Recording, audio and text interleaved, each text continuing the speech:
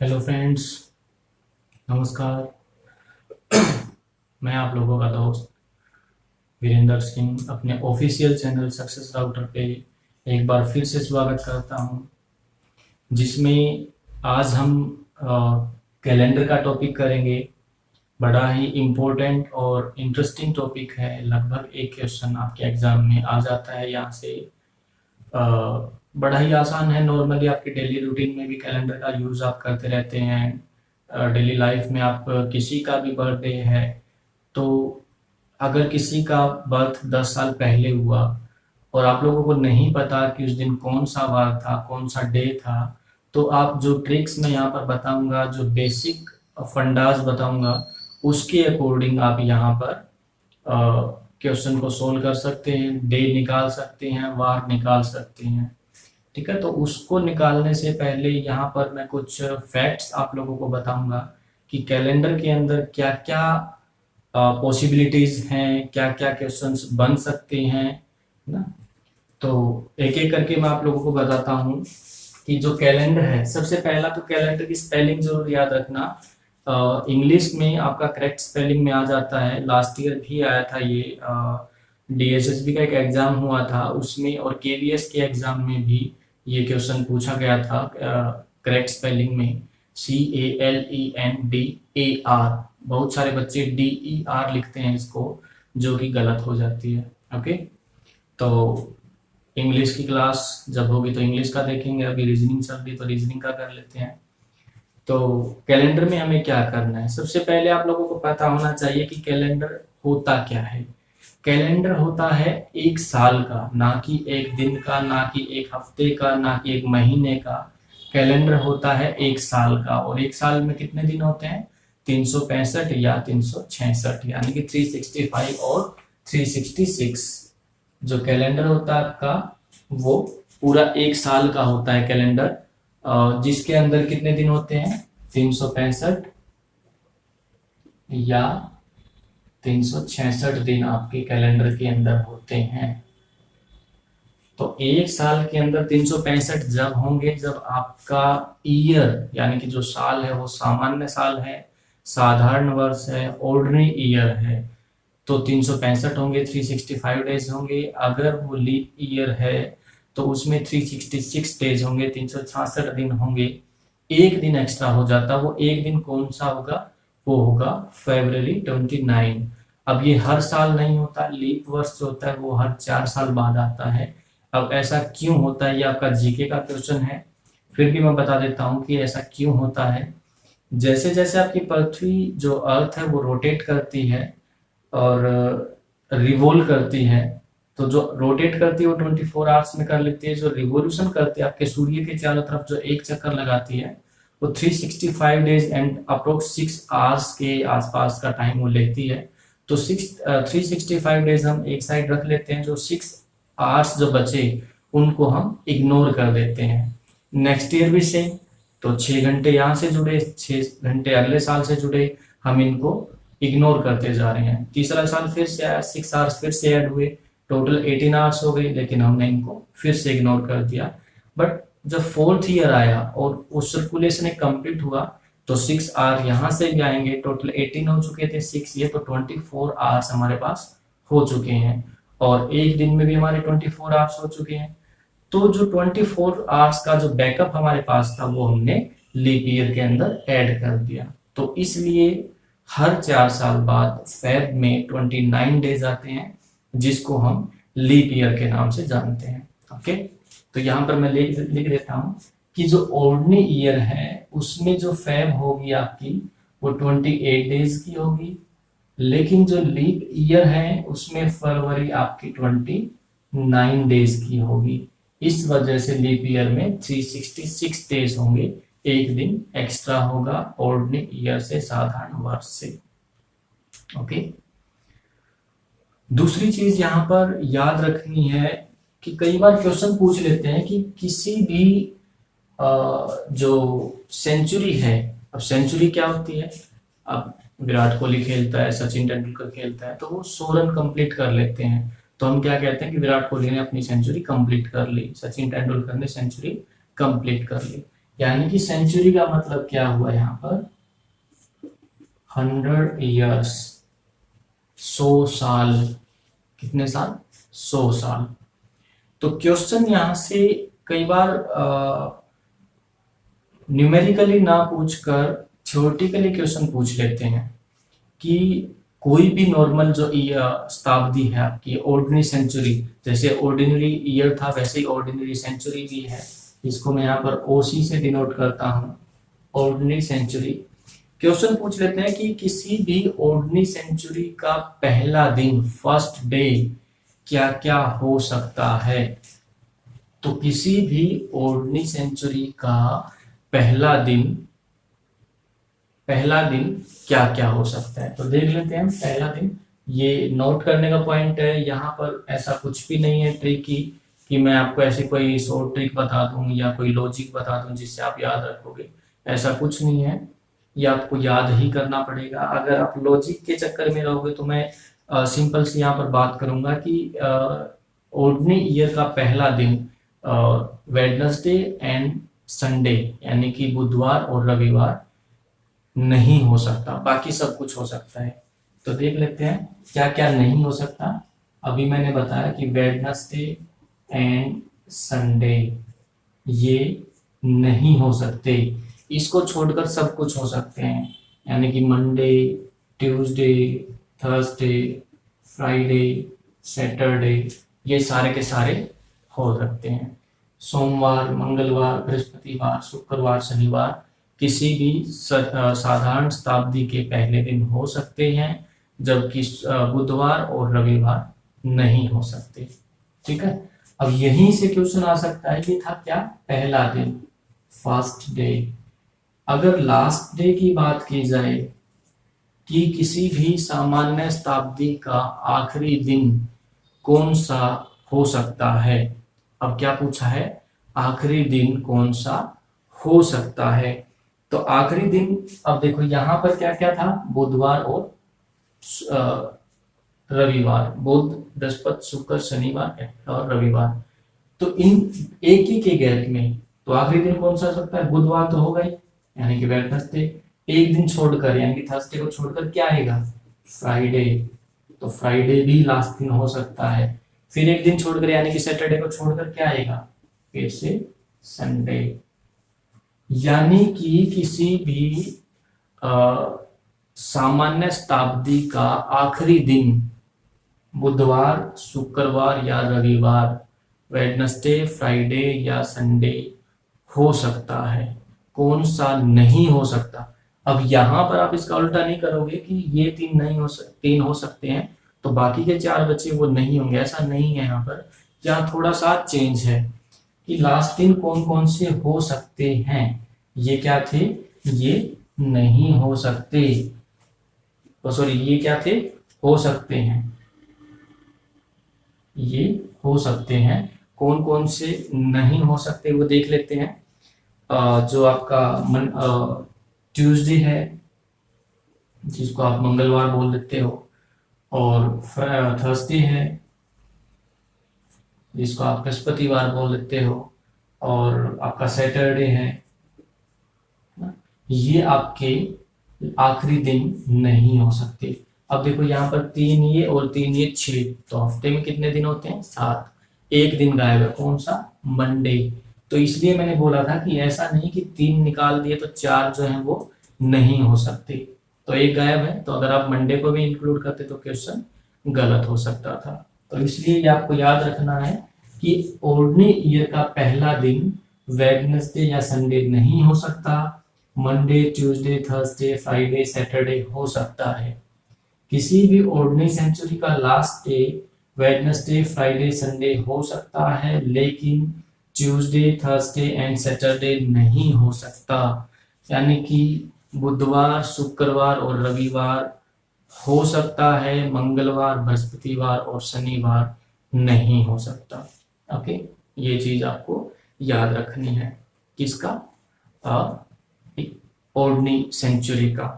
अब कई बार ये पूछ लेता है कि किसी भी ईयर में, अगर वो ऑर्डिनरी ईयर है या अगर वो लीप ईयर है, तो कौन कौन से महीने के दिन बराबर होंगे, यानी कि 1 जनवरी कौन से महीने की पहली तारीख के बराबर होगा। जैसे 1 जनवरी को मैं इक्वल करूं मार्च में, तो 1 जनवरी को अगर मंडे है तो 1 मार्च को भी मंडे है, 1 अप्रैल को भी मंडे है। तो ऐसे ऐसे कितने महीनों के दिन आपस में बराबर होंगे वो भी देख लेते हैं। तो स्टूडेंट्स देख लेते हैं कि एक ऑर्डिनरी ईयर के किस किस महीने के पहले दिन बराबर होंगे, एक लीप ईयर में किस किस महीने के पहले दिन बराबर होंगे। जैसा कि मैंने बोर्ड पे भी लिखा है, मैं वर्बली भी आप लोगों को बता देता हूँ कि जो जनवरी जो पहला महीना है उसका और अक्टूबर जो कि 10वां महीना है, उन दोनों के सारे दिन बराबर होंगे। यानी कि 1 जनवरी को अगर मंडे है तो 1 अक्टूबर को भी मंडे होगा। कब? जब ईयर ऑर्डिनरी है, सामान्य वर्ष है, जैसे 2021, 22, 23, 2020 अभी चला हुआ, तो अभी के इस साल के लिए ये एप्लीकेबल नहीं होगा। इस साल क्या क्या एप्लीकेबल होगा वो मैं कुछ देर बाद बताऊंगा आपको। फिलहाल मैं ऑर्डिनरी ईयर की बात कर रहा हूँ, सामान्य वर्षों की बात कर रहा हूँ। तो जनवरी जो है, जनवरी का पहला दिन अक्टूबर के पहले दिन के बराबर होगा। ऐसे ही चलता रहेगा, लास्ट दिन भी सेम होगा, क्योंकि दोनों के दोनों में 31 डेज होंगे। जनवरी में भी 31 डेज होते हैं एंड अक्टूबर में भी 31 डेज होते हैं। सेम ऐसे ही जो आपका फेब है, फेब का और मार्च का और उसके साथ साथ नवंबर का, जनवरी और अक्टूबर, फेब, मार्च और नवंबर, तो फरवरी, मार्च और नवंबर, इन तीनों के पहले दिन हमेशा बराबर रहेंगे। यानी कि 1 फरवरी को अगर सोमवार है तो 1 मार्च को भी सोमवार होगा, 1 नवंबर को भी सोमवार होगा। कब? जब ईयर ऑर्डिनरी है, सामान्य वर्ष में। बार बार इसके ऊपर जोर दे रहा हूं कि सामान्य वर्ष लीप वर्ष में चेंज हो जाएंगे, अभी ऑर्डिनरी ईयर की बात हम कर रहे हैं। तो जनवरी और अक्टूबर का महीना बराबर होगा, फरवरी, मार्च और नवंबर का महीना बराबर होगा, अप्रैल और जुलाई का महीना भी बराबर होगा। अगर 1 अप्रैल को मंडे है तो 1 जुलाई को भी मंडे होगा। सेम ऐसे ही सितंबर और दिसंबर का महीना भी बराबर होगा। कब? जब ईयर ऑर्डिनरी है, जब ईयर ऑर्डिनरी है, सामान्य वर्ष है, साधारण वर्ष है, तो जनवरी और अक्टूबर का महीना, फरवरी, मार्च और नवंबर का महीना, अप्रैल और जुलाई का महीना, सितंबर और दिसंबर का महीना आपस में बराबर होगा। अब बात करते हैं लीप ईयर की, यानी कि 2020 अभी चल रहा है, 2020 चल रहा है, जिसमें बहुत सारे इश्यूज भी चल रहे हैं, काफी सारे सेलिब्रिटीज भी एक्सपायर हो चुके हैं, कोरोना भी चल रहा है ना। ऊपर से जो उल्का पिंड हैं, जो मेटेराइट्स हैं, वो भी आ रहे हैं, अर्थक्वेक भी बार बार आ रही हैं, भूकंप भी आ रहे हैं, सुनामी भी आ रही है। तो हर टाइप से जो नेचुरल डिजास्टर हैं वो हमारे ऊपर अच्छे से हम परेशान भी कर रहे हैं। ओके, तो देख लेते हैं कि इसमें कौन कौन से महीने बराबर होंगे, कौन कौन से महीने का पहला दिन बराबर होगा। तो यहां मैंने लिखा भी हुआ है कि जनवरी, अप्रैल और जुलाई, जनवरी, अप्रैल और जुलाई, इन तीनों का महीना बराबर होगा। अभी जुलाई स्टार्ट हो चुका है, और अगर हम जनवरी की बात करें तो जनवरी और अभी जो जुलाई में चला हुआ है आप आपस में कंपेयर कर सकते हो, क्योंकि जो अप्रैल है वो तो जा चुका है, अभी जुलाई चल रहा है। तो जनवरी को आप अप्रैल और जुलाई से कंपेयर कर सकते हो, बिल्कुल एज इट इज आएंगे। पहली तारीख को पहला ही दिन होगा, दूसरी को दूसरा, ऐसे ही 30 को भी इक्वल डेज होंगे। अगर मंडे 30 को था तो मंडे ही जुलाई 30 को होगा, जुलाई 30 और जून 30 को भी मंडे ही था। ओके, ऐसे ही जो फेब और अगस्त है, फरवरी और अगस्त का जो महीना है, उनके पहले दिन भी बराबर होंगे। ऑब्वियस सी बात है, अगर पहले दिन बराबर हैं तो अगर महीना 28 का है तो 28 तक इक्वल चलेंगे, 29 का है तो 29 तक इक्वल चलेंगे, 30 तक है तो 30 तक इक्वल चलेंगे, और अगर दोनों महीने 31 के हैं तो पूरा ही महीना सेम चलेगा। तो जो आपका फरवरी है वो अगस्त के इक्वल होगा, यानी कि 29 डेज तक अगस्त और फैब इक्वल होंगे, क्योंकि लीप वर्क्स में मैंने बताया फैब में कितने दिन होते हैं, 29 डेज होते हैं। और जो मार्च है, मार्च और नवंबर का जो महीना है उनका पहले दिन एक दूसरे के इक्वल होंगे। अगर 1 मार्च को संडे है तो 1 नवंबर को भी संडे होगा। सेम ऐसे ही सितंबर और दिसंबर का भी है कि अगर सितंबर 1 को थर्सडे है तो 1 दिसंबर को भी थर्सडे होगा। यहाँ पर ये मैंने लिखे हुए हैं ऑर्डिनरी ईयर में जनवरी और अक्टूबर, फेब मार्च नवंबर, अप्रैल जुलाई, सितंबर और दिसंबर ये आपस में इक्वल होंगे। और ऐसे ही लीप ईयर का पहला दिन जनवरी, अप्रैल और जुलाई, फेब और अगस्त, मार्च और नवंबर, सितंबर और दिसंबर का पहला दिन हमेशा बराबर होगा। नोट करना चाहो नोट कर सकते हो, स्क्रीनशॉट लेना चाहो स्क्रीनशॉट भी ले सकते हो। यहाँ से भी बहुत बार क्वेश्चन पूछ लिया जाता है थ्योरेटिकली, ये आपका न्यूमेरिकली नहीं है कि आपको लॉजिक लगा के, फॉर्मूला लगा के, या आपको जो ट्रिक्स हैं वो लगा के आप इनका आंसर दे पाओ, नहीं, ये आपको वर्बली याद करनी पड़ेंगी। और जितनी प्रैक्टिस आप करते रहोगे बार बार तो आपको ये चीज़ें भी याद हो जाएंगी। ओके, कुछ और बेसिक सी चीज़ें हैं कैलेंडर के अंदर जो मैं आपको अभी बताऊंगा, वो भी देख लेते हैं अभी। ओके, तो देख लेते हैं फ्रेंड्स कि क्या और भी चीजें हैं। अब यहाँ पर जो मेन चीज है वो है एक्स्ट्रा दिन। कैलेंडर के क्वेश्चन निकालने के लिए हमें सबसे इम्पोर्टेंट जो चीज है वो है एक्स्ट्रा डेज, विषम दिन इनको आप बोल सकते हो। ये कैसे निकालते हैं? ओके, अगर एक्स्ट्रा दिन की हम बात करें, आपके महीनों की, मंथ्स की बात करें, हम मंथ्स की अगर बात करें तो हमें क्या करना है, डिवाइड करना है 7 से। किसको डिवाइड करना है? अब अगर मैं अब देखो बहुत सारे आप बुक्स देखोगे उसमें आपको एक न्यूमेरिकल डिजिट दिया होगा 1 4 4 2 3 6 5 है ना, 4 4 1 3 9। इस टाइप का आपको कोई भी कोड याद नहीं करना, रटना नहीं है। पहले ही बोल देता हूँ, रीजनिंग में कुछ भी नहीं रटना, जितना भी करना है समझ के करना है। रट के करोगे क्वेश्चन गलत हो जाएंगे, समझ के करोगे full out of full score ले सकते हो अगर आप प्रैक्टिस करते रहे तो। ओके, तो देख लेते हैं कैसे करना है। अगर जनवरी की हम बात करें तो जैन में कितने दिन होते हैं? 31। डिवाइड करेंगे 7 से, 7 4 जा 28, रिमेनिंग कितना बचा? 3। तो जितना भी रिमाइंडर बचेगा वो हमारा क्या होगा? एक्स्ट्रा दिन। तो जनवरी में एक्स्ट्रा दिन कितने? 3। ऐसे ही अगर फेब की बात करें तो फेब में 28 या 29 डेज होंगे। तो 7 4 जा 0, 7 4 जा 1, तो 0 या 1 ये फेब के आपके एक्स्ट्रा दिन होंगे। ऐसे ही मार्च की, मार्च में कितने? 31, तो 31 में एक्स्ट्रा दिन कितने? 3। ऐसे ही अप्रैल में, अप्रैल में कितने? 30, तो अप्रैल में कितने? 2, क्योंकि 7 4 जा 28, रिमाइंडर कितना बचा? 2 बचा। ऐसे ही आप करते चले जाओगे मई, जून, जुलाई, अगस्त।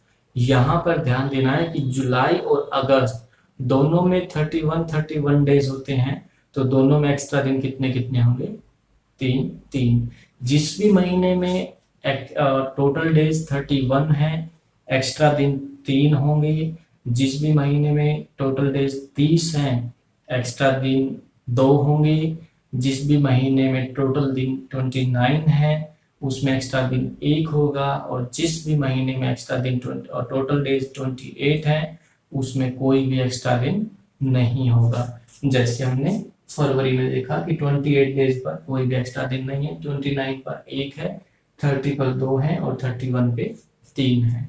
तो ऐसे ऐसे करके आप बना सकते हो। याद नहीं करना कुछ भी, रटना नहीं है कुछ भी, सिर्फ और सिर्फ समझना है। अगर आपको एग्जाम में चीजें नहीं याद आए कि क्या एक्स्ट्रा दिन है तो फिर तो क्वेश्चन गलत हो जाएगा अगर आपने रटा हुआ होगा तो। लेकिन अगर समझा हुआ है तो आप वहां पर उसको डिराइव करके और आप बता सकते हो कि क्या एक्स्ट्रा दिन इसमें आएगा। ओके, तो ये है एक्स्ट्रा दिन की बात, किसकी, महीने की। अब हम बात कर लेते हैं वीकडेज की, यानी कि जो सप्ताह के दिन होते हैं, Monday, Tuesday, Wednesday, Thursday, Friday, Saturday, Sunday, कब कौन सा दिन आएगा। अब फिर से वही बात कि 7 से डिवाइड करने के बाद जो भी रिमाइंडर बचेगा वो क्या होगा, एक्स्ट्रा दिन। तो अगर मैं 1 को 7 से डिवाइड करूं तो क्या बचेगा, ऑब्वियसली 1 बचेगा। और अगर मैं 7 को 7 से करूं तो 0 बचेगा, या 0 को 7 से करूं तो भी 0 बचेगा। यानी कि अगर आपका रिमाइंडर कितना बचे, 0, तो कौन सा दिन होगा, संडे। अगर आपका रिमाइंडर 1 बचे तो मंडे, 2 बचे ट्यूसडे, 3 बचे वेडनेसडे, जैसे आप बोलते हैं पहला दिन सोमवार, दूसरा दिन मंगलवार, तीसरा दिन बुधवार, चौथा दिन बृहस्पतिवार, ऐसे कर करके ये सारे के सारे हो जाएंगे। 4th Thursday, 5 Friday, 6 Saturday. अब बात आई 7 की, 7 को 7 से डिवाइड करेंगे, रिमाइंडर बचेगा 0, और 0 रिमाइंडर बचेगा तो क्या आएगा, संडे। तो ये आपके वीकडेज के नंबरिंग है। लास्ट में अगर आपका रिमाइंडर कुछ भी बचे तो ऐसे आपको दिन बताना है कि उस दिन सोमवार है, मंगलवार है, रविवार है, कौन सा दिन है, और ऐसे करके आपको महीनों के दिन बताने हैं। ओके, तो आज की क्लास में हम इतना ही करते हैं। बाकी की जो प्रॉपर का जो फॉर्मेट है, बेसिक है जो कैलेंडर को निकालने का, वो हम नेक्स्ट क्लास में करेंगे। उसके लिए आपको इन सभी चीज़ों की फिर से ज़रूरत पड़ेगी। आई होप कि जब आप नेक्स्ट वीडियो देखोगे, पार्ट 2 देखोगे, तो ये सारी की सारी चीज़ें आप याद करके आओगे, या आपको याद होंगी, या आपके सामने पेज पर नोट डाउन होंगी, ताकि जब हम क्वेश्चंस करेंगे तो पैरेलली साथ साथ आप लोग भी उस क्वेश्चन को कम से कम टाइम में कंप्लीट कर लो। ओके, अगर आपको ये चीज़ें जो मैंने अभी बताई हैं ये आपको अच्छी लगी हैं तो वीडियो को लाइक ज़रूर करें, सब्सक्राइब चैनल को करें, वीडियो को ज़्यादा से ज़्यादा शेयर करें। अगर आपको कुछ भी डाउट आता है तो कमेंट सेक्शन में जाके कमेंट भी करें। Okay, thank you, have a nice day.